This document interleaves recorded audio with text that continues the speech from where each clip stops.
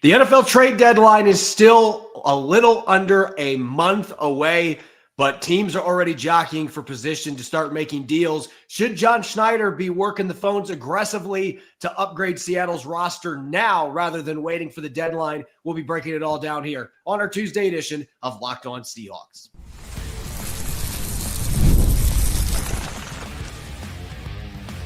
You are Locked On Seahawks, your daily Seattle Seahawks podcast. Part of the Locked On Podcast Network, your team every day.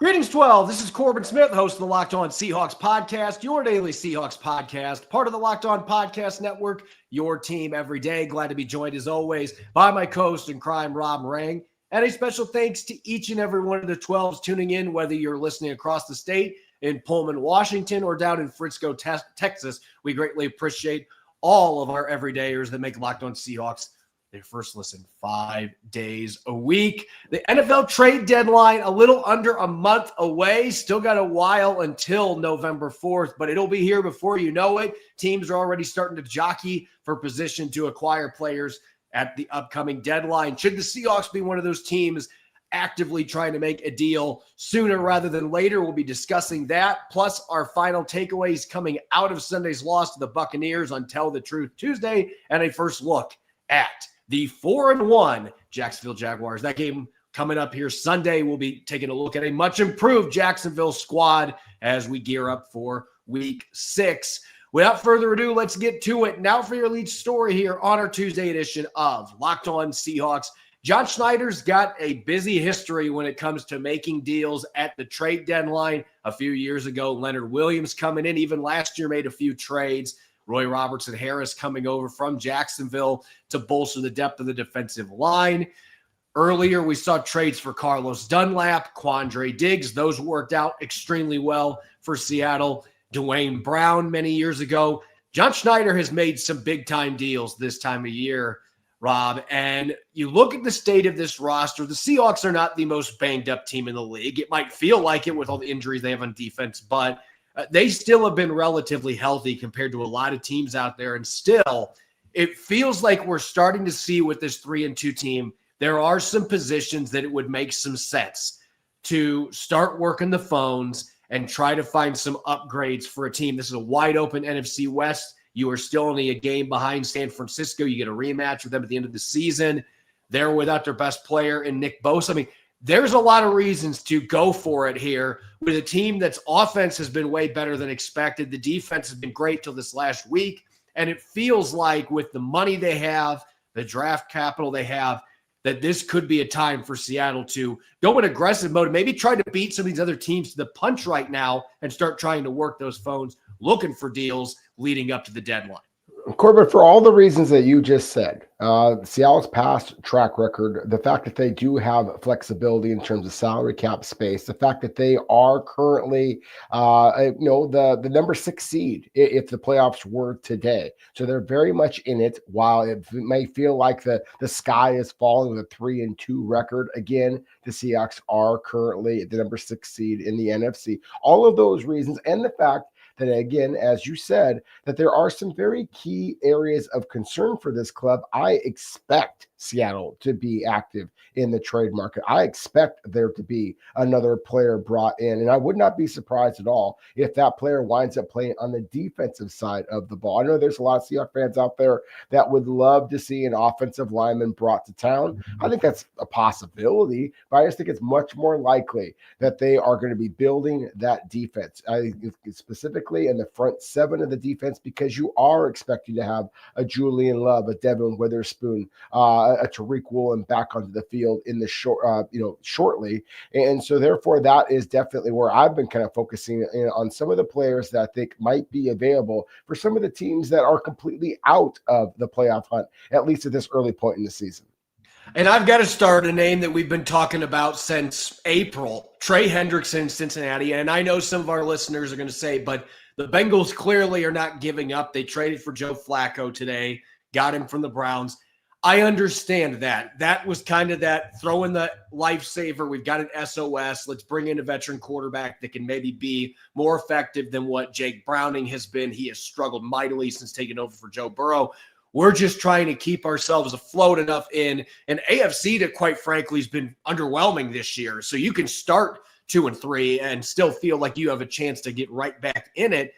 But if Cincinnati loses another game or two here in short order, I know that those phones are going to be ringing. And if you're Mike Brown, I know he doesn't like to trade away star players. He is stubborn. But I think at some point, even Mike Brown's going to be saying before the deadline, if the Bengals are not winning, this is an expiring contract. It's an aging player. We obviously didn't want to pay him an extension. We didn't get it done. So let's try to get something for Trey Hendrickson. And so I think that still needs to be priority number one for the Seahawks. And I'll talk more about this later. I just feel like the edge group, even when they're full strength, Trey Hendrickson would just bring another dimension to this defense. And I've been arguing it since April. So Trey Hendrickson, Rob, would be the guy that to me tops my list as far as the wish list goes.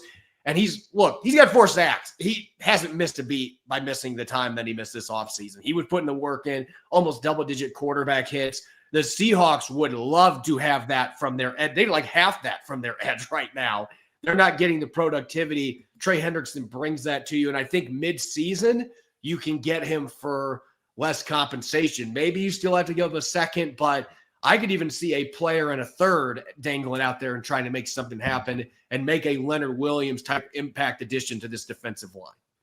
I have to agree with you, Corbin. And I've been kind of against the idea of just how much it might take in terms of draft selections or current players or salary cap ramifications to bring in a player like Trey Hendrickson. But the Seattle's pass rush, at least on the exterior, simply has not been there. I very much expected that to be a strength for this club, and it has not been there. And so now I think that rather than going for a middling player, and I am going to mention some players who I think might add to the rotation, so to speak, I think you can go for an ace. And Trey Hendrickson certainly would be an ace. I'm going to throw out another ace out there. He doesn't have quite as many sacks, certainly doesn't have the production over his career, but he's a younger player that still has some, still has some salary cap flexibility provides his team a little bit of salary cap flexibility, and that being the former first-round selection of the 0-5 New York Jets, Will McDonald IV. He only has 2 sacks so far this season, but he has as explosive of a burst as any pass rusher in all of the NFL, in my opinion, and I love his length. I really do think, whether it be a Trey Hendrickson, whether it be a Will McDonald IV from the New York Jets, those are the caliber of players that I think can take the Seahawks from being a playoff contender to possibly the favorite in the NFC West. And I'm going to stay in the Big Apple. I think the other team in New Jersey, Kayvon Thibodeau, bring the Oregon product back to the Pacific Northwest. He has almost 10 quarterback hits this year. The Giants just drafted Abdul Carter in the first round. They have other quality players in Brian Burns in the edge. They have a surplus there. He's at the back end of his contract. That might be a player that you can get for a mid-round pick right now that is going to instantly add youth and athleticism. He isn't even 25 years old yet. He's had a double-digit sack season. Like I said, the Seahawks need anything they can get at that spot, so I think Thibodeau could make some sense. I'm also going to throw out the linebacker position, and I know a lot of our listeners have been mentioning this in the comments the last couple of days. Tyrese Knight just doesn't look right. I wonder what's going on with him health-wise, because this does not look like the player we saw last year. And even before he got banged up early in training camp, he has not looked as smooth athletically. I feel like something health-wise is still going on there. And Drake Thomas, as much as I like him as a special teams player, he has been a liability a lot of the time that he has been on the field defensively. They're playing him more snaps. I think Seattle has got to be aggressive finding somebody else that can play that off-ball linebacker spot. And I'm going to mention an old friend, and I know some of our listeners are going to say, wait a second, no, this is a bad idea. But if you watch the Denver Broncos last year, Cody Barton was fantastic in Denver. And even in Tennessee, I know the Titans just won their first game. He's got 35 tackles already this year. Last year, he had a couple defensive touchdowns. I think Cody Barton was very undervalued by fans when he was here the first time around, and I think he's really turned the corner the last 2 years. He has become a quality starting linebacker, and he's got the athleticism to cover. He can blitz. So I'm just going to throw that name out there. 35 tackles, tackle for loss, pass breakup this year, and I think you put him on a defense that has a lot more talent than what the Titans do, especially having a sidekick next to Ernest Jones. We know he can play both inside linebacker spots. I think calling the Titans about Cody Barton could make a lot of sense for Seattle. I 100% agree with you. I think that Cody Barton, to me, is one of the more underappreciated linebackers in all of the NFL. And I think specifically with what he brings in terms of coverage.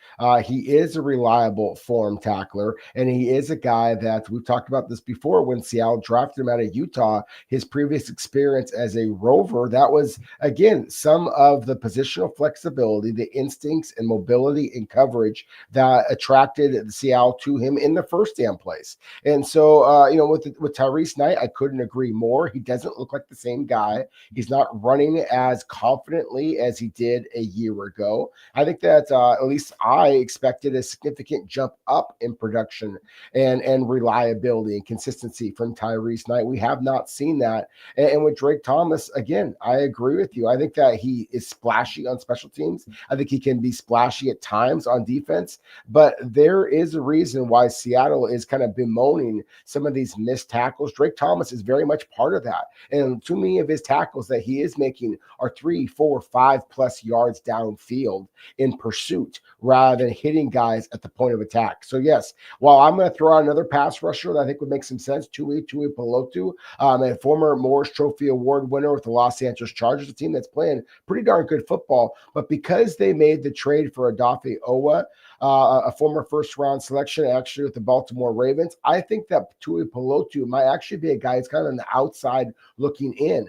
And so perhaps the Seahawks might be looking just down south in the on the West Coast, perhaps to be able to find another pass rusher that might be able to just add a little bit more juice to that pass rush. When we come back, we are going to shift gears back to Sunday's game against the Buccaneers. Our final thoughts are Tell the Truth Tuesday, words of wisdom, some takes potentially coming up on this next segment. Don't go away. You're listening to the Tuesday edition of Locked On Seahawks. This episode is brought to you away by Prize Picks, the daily fantasy app where making the right call can actually pay off. You and I make decisions every day, but on Prize Picks, being right means cashing in. With football-backed Prize Picks is the simplest and fastest way to get into the action. Just pick more or less on 2 to 6 player projections, and you can turn your takes into real prizes, all in less than 60 seconds. I've been playing Prize Picks a lot lately. It's a ton of fun to stay locked in for the season. Quick, easy, and honestly, it's my favorite way to follow along during football season. I can check out projections like Josh Allen for more or less than 260 passing yards, or Ken Walker III for more or less than 1 rushing touchdown. Download the Prize Picks app today and use the code LOCKEDINNFL to get $50 in lineups after you play your first $5 lineup. That's the code LOCKEDINNFL for $50 in lineups after your first $5 play. Prize Picks, it's good to be right. Welcome back to the Tuesday edition of Locked On Seahawks. I'm your host, Corbin Smith. He's Rob Rang. A special thanks to all the 12s tuning into this Tuesday episode. Thank you, as always, for making Locked On Seahawks your first listen 5 days a week. We greatly appreciate it. The Seahawks getting ready to transition to Week 6 against the Jaguars. We'll have a chance to start breaking Jacksonville down here at the end of the show. But as we do every Tuesday, it's time for our Tell the Truth Tuesday, I guess we could say words of wisdom or hot take. This is kind of a segment that we leave open for interpretation on what we want to get off our chest. So, Rob, I'm going to give you the mic first, as always. And I know that you and I have talked quite a bit about this player dating back to training camp, but I know that you have been gushing about Dareke Young and now getting the chance to go back and watch what he did on Sunday. That was truly one of the biggest bright spots in an otherwise tough loss. Yeah, no question about it. I mean, obviously, there were so many things you could highlight on offense, and everybody is focusing on Sam Darnold, Jackson Smith and Jigba, Cooper Kupp, A.J. Barner, this resurgent running game that, again, 122 rushing yards against a team that hadn't allowed more than 100 rushing yards to anybody so far. Again, there's just so much love being thrown on the offensive side of the ball, but yet Dareke Young's big catch where he just skies over the 2 Tampa Tampa Bay defenders to be able to make that big catch. Obviously, his big kick return as well. He is just providing juice to a couple of units that have already generated a whole bunch of buzz. A lot of people have been talking about, of course, what Torrey Horton provided, that 95-yard punt return for a touchdown that was a franchise record. So again, Derek Young's consistency as far as being a kick return, along with George Holani, sometimes gets overlooked. And again, same thing with Derek Young as a receiver, but we've all gushed about his physical traits, his size, his speed, all of those things. It's just good to see it's all starting to come together for the young man. I think that there is a number of breakout stars for the Seahawks this year, and many of them deserve all of the attention that they are getting. But Derek Young is, again, being a little bit overlooked, and I think that again, he might just be the most underrated breakout star so far this year for the Seahawks. Well, if he keeps doing what he did on Sunday, that's not going to last much longer. I mean, he directly contributed to 21 of Seattle's 35 points with 36-yard catch, a 43-yard kick return, and a 50-yard kick return. Those two kick returns setting up touchdowns.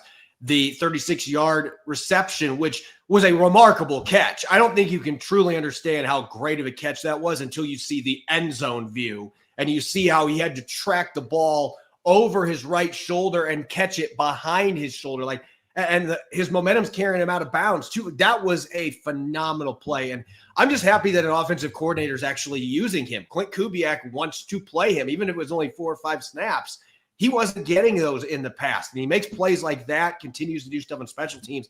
Kubiak is going to keep finding ways to play this kid. And then I just thought it was a huge miss with the previous coordinators that they didn't get Derek Young out there and get him some experience because of the tools and the work ethic. And he's just a guy that now you're seeing the opportunities. He is seizing those.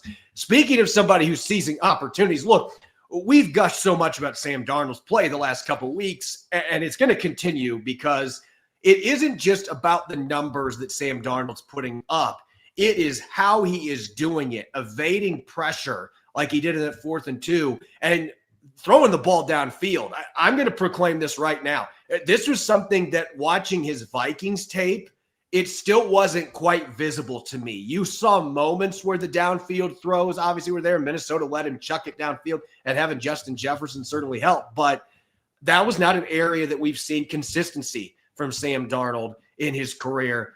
And I think you can make a very strong argument right now. He is not just a top 5 deep ball thrower. He is a top 3 deep ball thrower. And I've got a stat to throw out here for you, Rob.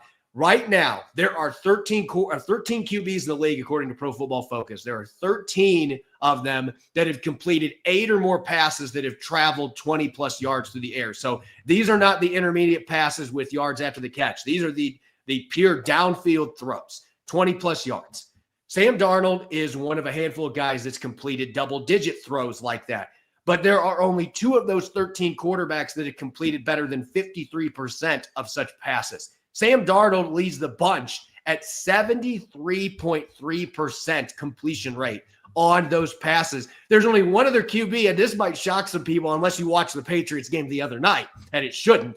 Drake May is the other one, 72.7%. Those 2 players have been on a different level, not just racking up a bunch of these downfield throws, but the proficiency, the accuracy.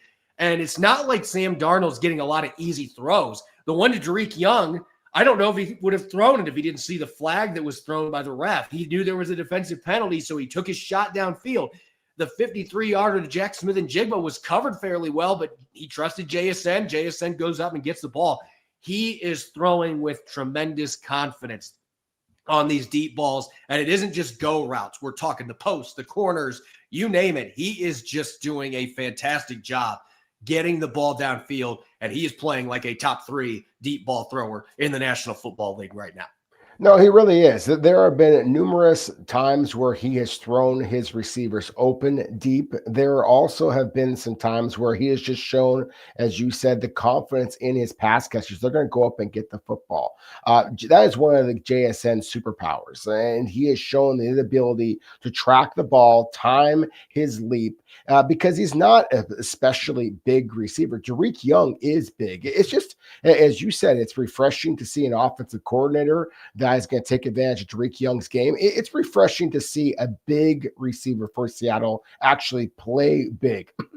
DK Metcalf, because again, that was one of the things that used to frustrate me is if you were going to be that big and strong and imposing, then play that way. And unfortunately, we didn't see that. At times, Tyler Lockett was the better jump ball receiver than DK Metcalf was. And that was just maddening from a talent evaluation standpoint that was the case. But Sam Darnold is showing that confidence in his receivers that they are going to go up and get the football. And then again, when they're not going up and getting the football and making a good throw look great, then Sam Darnold is showing that pinpoint accuracy to actually lead them to daylight and often have those breakaway touchdowns. So I 100% agree with you. Sam Darnold's deep ball proficiency has been one of the biggest reasons why he's had the success that he's had so far early this season. Now, let's shift over, at least in my case, to something that I'm not quite as excited about, and that be some of the missed tackles that we're seeing from the Seahawks on defense. Now, I would argue that Ernest Jones and Kobe Bryant have been two of the flashiest players for the Seahawks on defense. That said, some of their flashy tackles are because they are lunging at ball carriers, and that's leading to some impressive knockdown hits. It's also leading to some whiffs. Kobe Bryant actually leads the Seahawks with 7 missed tackles so far this season per Pro Football Focus. Ernest Jones is right there with 6 himself. For those to be obviously in the back end of the defense, the back line of the defense, that's critical misses here from two guys that you are paying to be your more reliable open field tacklers. So when Mike McDowell has been unwilling to throw any names out there, but he has kind of talked about the leaky defense, the lack of clean open field tackling. I think that he is basically pointing the finger at several of his defensive players, but make no mistake, 2 of Seattle's biggest stars are among those most responsible for some of these lapses on defense. Yeah, the missed tackles the other day, that was one of the most damning things. It was during the game live as well. We saw those missed tackles, and then going back and watching the All-22, it was one of those things where it was worse revisiting it. Just the number of plays that Seattle had guys in position to stop on 3rd and 2nd down, and they weren't able to get players to the ground. The one that jumps out to immediately, and I hate to keep picking on Drake Thomas, but there was a tight end screen on 3rd and 14 to Cade Otton that he put himself in position, and then he just dove at Otton's legs, and it was like a guy diving like a split second too early for second base in a baseball game and sliding and coming up 2 feet short. That's what happened. It was just a poorly executed dive, and Otton just kind of leaped over him and got the first down on 3rd and 14, gained 17 yards on that screen that wasn't even blocked really well. They had a guy there, and Thomas didn't make the play. This was a consistent issue for Seattle. It's funny how things change when you look at the middle of the season evaluating a team versus, say, when you're looking at them in training camp or before training camp. Because, as you mentioned, I think that we went into this year believing this edge group, regardless of what happened with Uchenna Nwosu's health, this was going to be a strength for the Seattle Seahawks. And I'm just going to say it right now. I think it's been their biggest weakness in this first 5 games. We have not seen consistent plays from that group. DeMarcus Lawrence has played inside and out. I think DeMarcus Lawrence, when he's been healthy, has played really well. Uchenna Nwosu had that 2-sack game in Arizona, so we're seeing sparks from him. But he left a lot of meat in the bone in this game on Sunday with Baker Mayfield evading him several times, but he got in the pocket. Boy Mafe, there's been flashes winning against blockers, but it's not translating to production, hitting the quarterback or getting sacks. He's not doing well in either one of those. Derek Hall doesn't have a sack, and now he might be out 2 or 3 weeks minimum. So this has been a really disappointing group. Before the year, I was saying this team was only going to go as far as what Sam Darnold was going to carry. I mean, you can always say that to an extent about the quarterback. Sure. But I'm much more confident now where that offense is going in general. To me, this team's ceiling is going to boil down, can they get the edge rush to step up? Because I think the interior guys, they're going to make their plays. They were really good until this last game. They had an off day. I think the way the guys on the outside play didn't help them at all. You have to have this edge group step up. And whether that's Mafe, to me, he's the biggest culprit. You need production from number 53. If he wants another contract, you better start playing like you deserve that contract. When Derek Hall gets back, you need him to play like he did last year. Nwosu is showing signs of 2022. He's got to get more consistency, which is tough when you haven't played very much. the last 2 years. But this is why I was calling about Trey Hendrickson or Kayvon Thibodeau, because even when all those guys are on deck, like we saw what happens when one guy or two goes down. Seattle's clearly not trusting Jared Ivey enough, and they didn't play O'Toole really, even though he was dressed. You need to bolster this group, and I think they can go out and get a guy who is either an alpha or a player that still has the upside to be an alpha in Kayvon Thibodeau. So this team is going to go as far as that edge group takes them, because if they let quarterbacks have the time to throw that Mayfield did the other day, I don't care how much talent they have in that back end. I don't care when they get Witherspoon and Love back. Like, you got to get pressure on the quarterback, and the edges this year have been really disappointing for the most part on that front. When we come back, we're going to discuss the upcoming opponent for the Seahawks, the Jacksonville Jaguars. They are riding a wave of momentum. They're 4-1, upset the Kansas City Chiefs on Monday Night Football. We're going to be taking a look at what's new for Jacksonville and why this is setting up to be a really challenging road contest coming up for the Seattle Seahawks. That'll be up next here on our Tuesday edition of Locked On Seahawks. Mazda crafts cars for those who choose to do more than simply move. They follow what moves them every time they drive, and that's what makes Mazda stand out. They go beyond safety, style, and performance to deliver a driving experience that feels alive in every detail. As an athlete focuses on those details, Mazda does the same. From metallic accents to hand-stitched Napa leather, you can feel it the moment you get behind the wheel. The smooth handling, the intuitive controls, and standard all-wheel drive in every crossover SUV. Whether it's a quick drive to practice or a weekend road trip, Mazda makes even everyday drives feel special. It's the small details that make the big plays. And just like there's more to every player, there's more to a Mazda vehicle. Mazda, move and be moved. Welcome back to the Tuesday edition of Locked On Seahawks. I'm Corbin Smith. He's Rob Rang. A special thanks to each and every one of the 12s listening in. And thank you, as always, for making Locked On Seahawks your first listen 5 days a week. We greatly appreciate it. And for your second listen, don't forget to get a double dose of the Locked On NFL podcast. Tyler the Madman Rowland gives you a shot of espresso to start your football day. Might have a little extra espresso after the Titans got their first win of the season, while Tony Wiggins takes you into the barbershop for the smoothest breakdowns to end the day. Find Locked On NFL on YouTube or wherever you listen to your podcast. All right, let's move on from Week 5. Obviously, a disappointing loss for the Seahawks, a game they felt they could have won. They had a lot of chances to win that game, but it's over. You lost. Seattle's got to quickly shift focus because the team they are playing up next, I think a lot of people when the schedules came out looked at this as one of the easier road games for the Seahawks because Jacksonville has struggled so much the last couple of years. But coaching, it matters in this league as much as any in pro sports. And Liam Cohen is doing a phenomenal job. He and his staff, they've got the culture completely shifted there in Jacksonville. Jaguars getting a huge win last night over the Kansas City Chiefs. And I'm still laughing about the way they won that game with Trevor Lawrence tripping himself up, not just once, but twice. And then somehow nobody got him to the ground and he runs in for a touchdown. But this is a fan base that has been dying for something positive, not a lot to be happy about over the years. 4-1 atop the AFC South. And this is a Jaguars team that's got a lot of talent. We know they've had a lot of high draft picks because of the struggles they've had. But Travis Hunter, he has been everything that is advertised, at least the last couple of weeks. And now we're starting to see him play a lot of snaps on both sides of the football. When you're talking about what's new with Jacksonville, it starts and ends with number 12. Yeah, I think you got to talk about Travis Hunter. You got to talk about Liam Cohen. As you said, there was an awful lot of switching of their roster, just huge turnover to kind of get their guys there.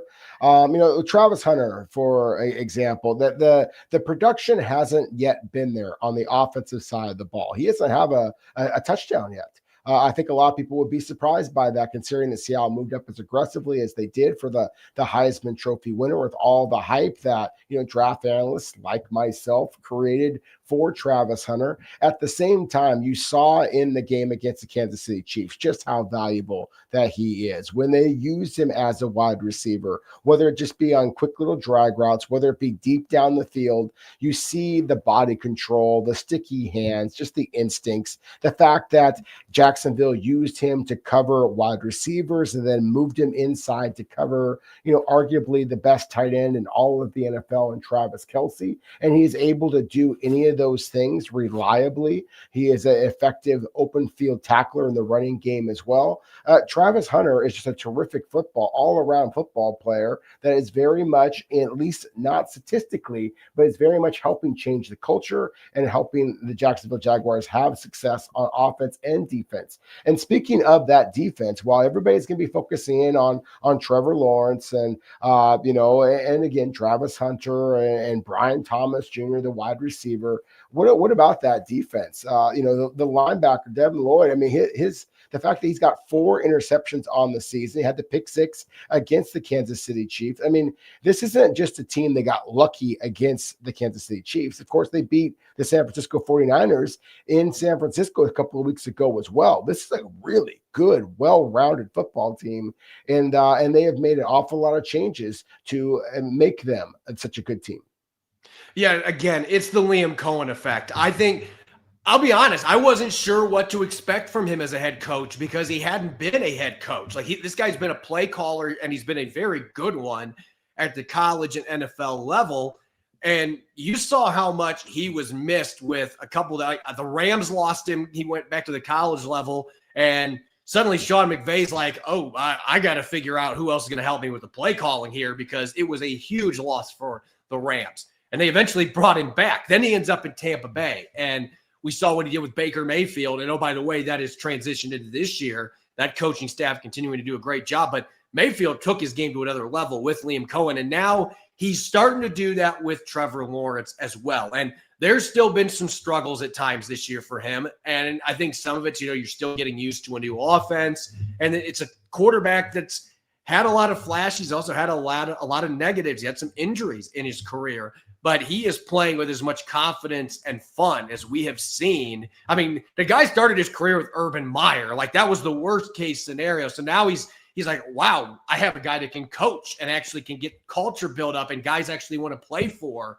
And, Doug Peterson is a guy that players love too. It just didn't work out. But I think what Liam Cohen is doing there, that is the number one difference with this team. And again, it's why coaching matters so much. And they've gotten some contributions from some players they brought in free agency. And I would be remiss not to mention the offensive line, because Jacksonville has had the same issues that Seattle's had for the last decade, where they have spent a lot of money, and more money than Seattle did. They've invested draft picks, and that line has continued to be a turnstile at every position. They went out and got Patrick McCarry from the Ravens, a player that we thought Seattle might make a play for, and Robert Hainsey, former Notre Dame player that was the center for the Tampa Bay Buccaneers for Liam Cohen's offense. They brought him over, and having that veteran that has played in Cohen's system, you could tell how that has rubbed off on the rest of this offensive line. That group is playing light